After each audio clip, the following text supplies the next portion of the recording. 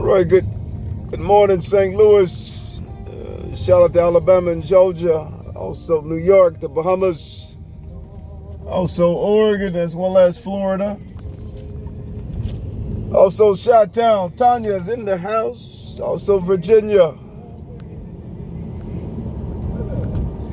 New York in the house. Big Papa out there in New York. Glad you're feeling better, brother. St. Louis, I'm gonna take you on a slight ride, St. Louis,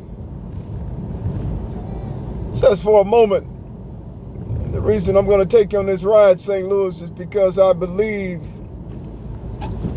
there are some things that we need to know in order to go where we must end up. Many of you will agree that we're dying. We're born, little cuddly, curly head, in some cases snappy head. Speaking of myself back in the day, we grow up to be young men, we go on and have families, and ultimately we end up, unfortunately, some of us sick, some of us end up in nursing homes, and some of us end up in the grave. I don't think there's been anyone that lived beyond 150 years old, as we know 150. So that clearly tells me when you reach that certain age, or roughly so, you're going somewhere. But the question we must begin to ask ourselves is, how do we stop the trajectory of death? Is that possible? Many of you are probably thinking to be absent from the body is to be present with God. What if I give you an analogy to let you know that there is no literal body as you perceive? And once you remove yourself from materialistic, the physical world, and begin to think at the level of truth, you will subsequently become one with God. God is not as you perceive God to be. God is a perfect sound. God is a perfect light. God is who we are predestined to become. We're made in the image of God, but yet we must become the image. It's much deeper than we've been taught by the theologians and the preachers and the pastors and the apostles. Many think they know the truth, but yet have not a clue that they unquestionably know nothing.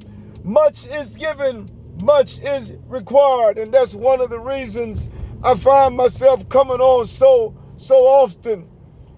I'm not necessarily getting old, as they say old. I'm growing in knowledge and in power, and as a result of growing in knowledge and in power, that enables me to see the things that I was incapable of seeing when I was a child. Not a literal child as you perceive child. I'm speaking in terms of an undeveloped materialistic mind.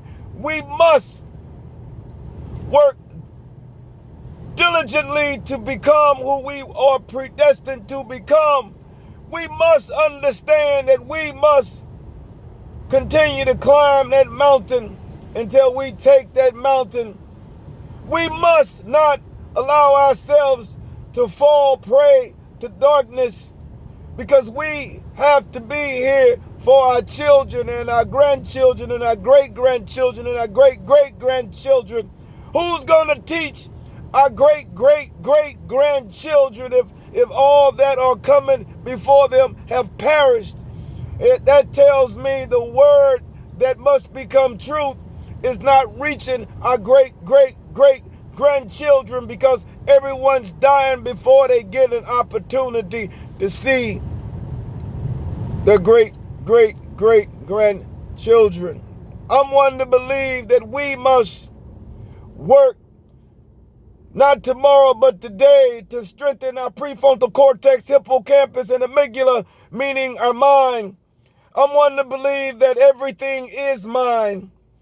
We had to become one with the truth, and that truth unquestionably will set us free, and that truth is known as God, which is a perfect sound.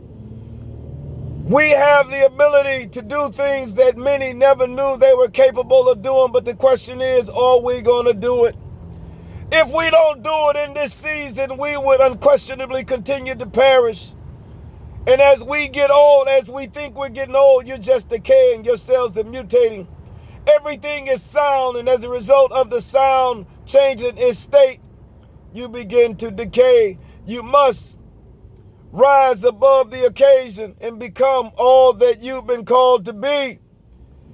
And in becoming all that you are called to be, you will be that lily in the valley, Alpha and Omega, the beginning and the end, first and the last, and that bright and morning star. God bless and have a wonderful day. And remember, I love you all. God bless.